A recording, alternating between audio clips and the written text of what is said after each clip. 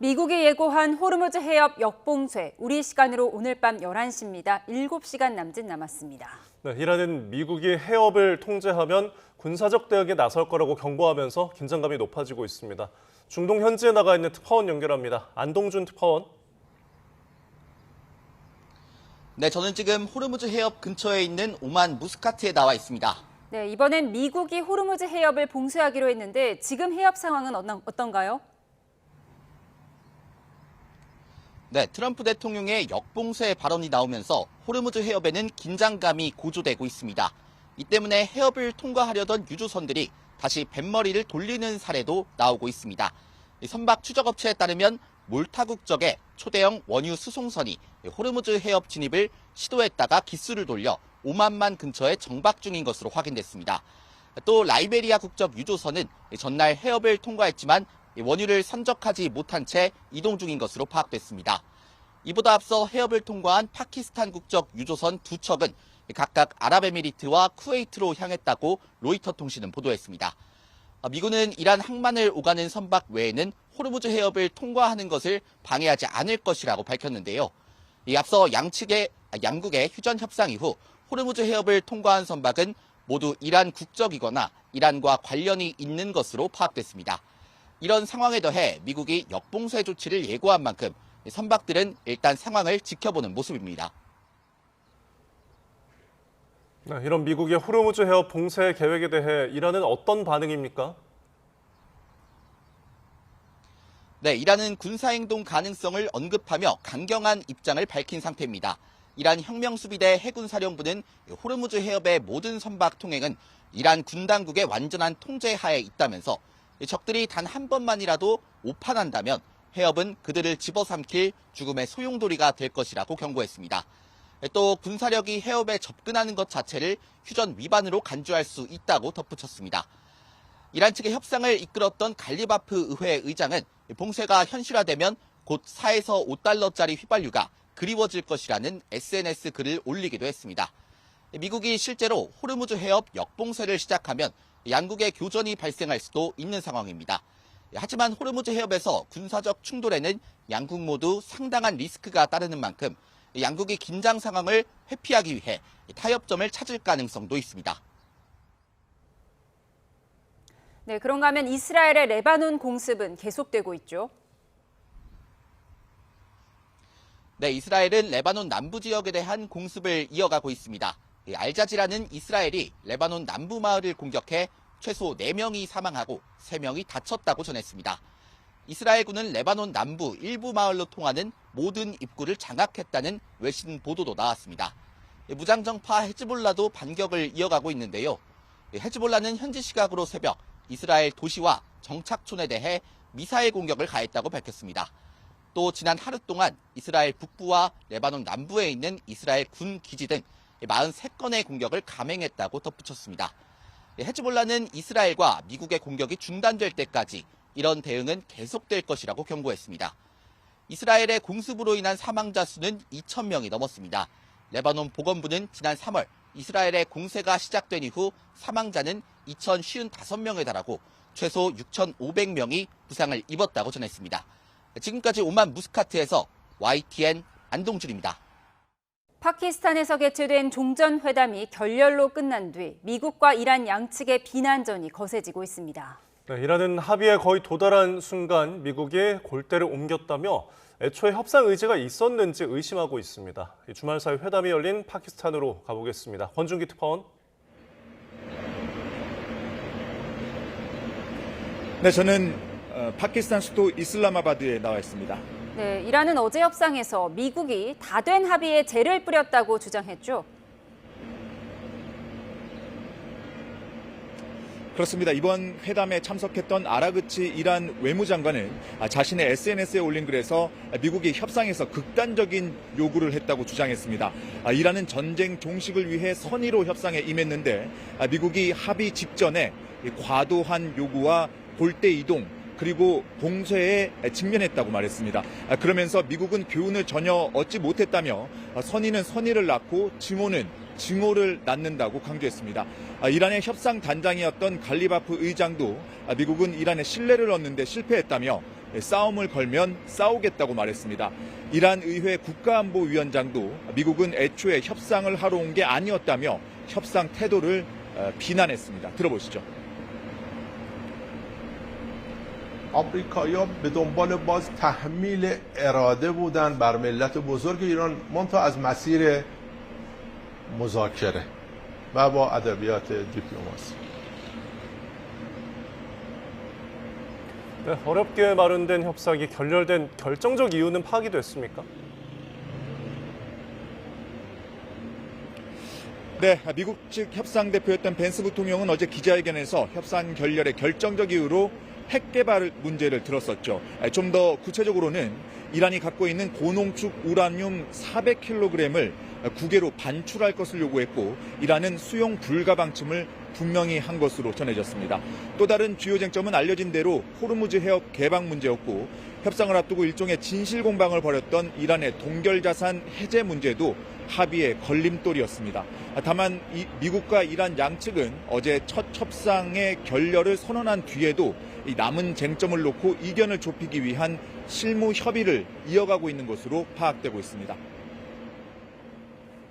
네, 회담 중재에 나섰던 파키스탄 입장에서는 많이 아쉬웠을 텐데 중재 시도를 계속하고 있다고요?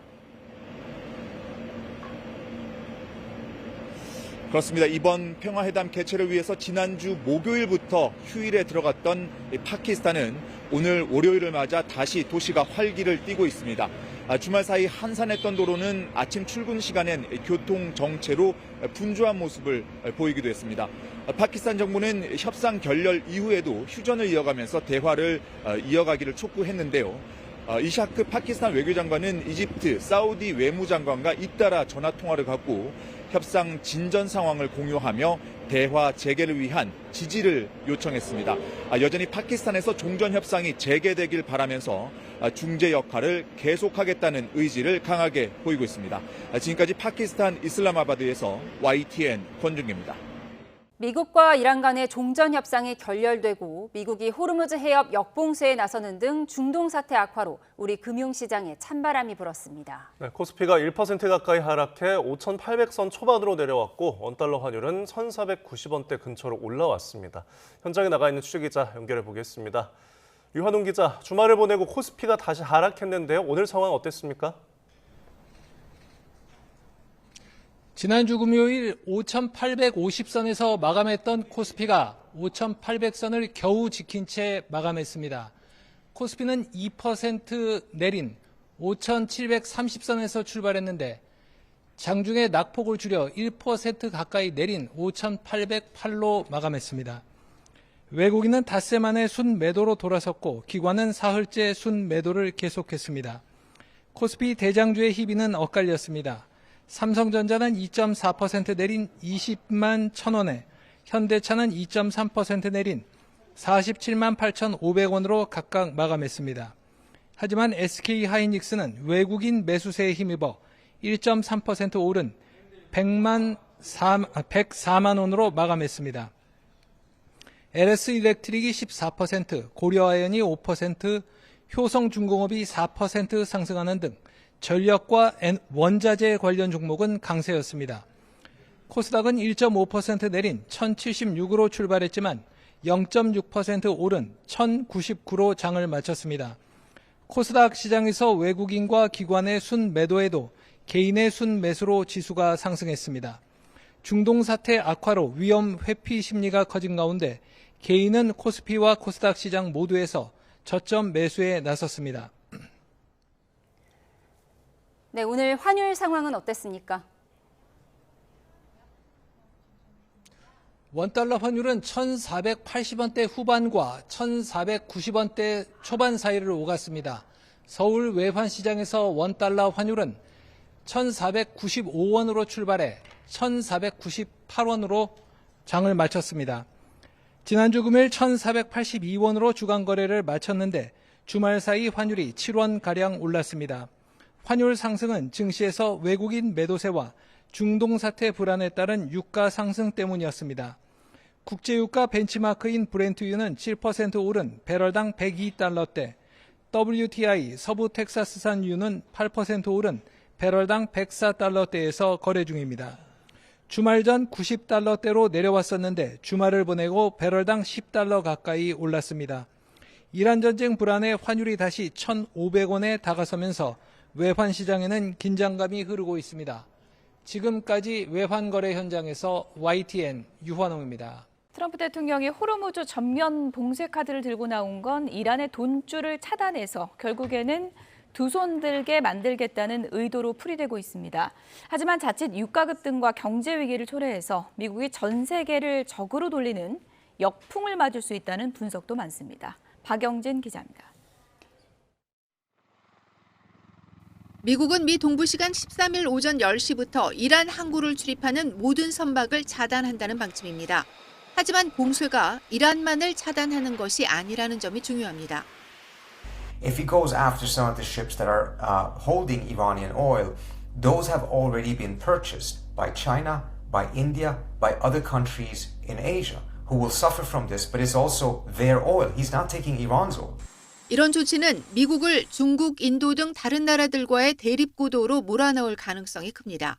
설상가상 미국의 호르무즈 봉쇄에 맞서 친이란 후티 반군이 홍해까지 차단하고 나선다면 국제 유가는 200달러까지 치솟을 것이란 전망이 나옵니다. 그야말로 전 세계 에너지 시스템의 붕괴를 초래하게 되는 겁니다. But I don't understand how blockading the strait is going to somehow push the Iranians into opening it. I don't get the connection. 군사적으로 미국의 매우 위험한 선택이라는 지적도 나옵니다. 호르무즈에 배치된 미 함정이 이란의 공격을 받을 경우 걷잡을 수 없는 전쟁으로 번질 수 있고 봉쇄 작전을 유지하는 데 드는 천문학적 비용도 부담입니다. 일각에선 이런 이유로 미국과 이란이 새로운 현상 유지선에서 멈출 거라는 전망도 나옵니다. 이란은 제재 해제를 얻지 못하지만 호르무즈 해협에 대한 통제권을 유지하는 시나리오입니다.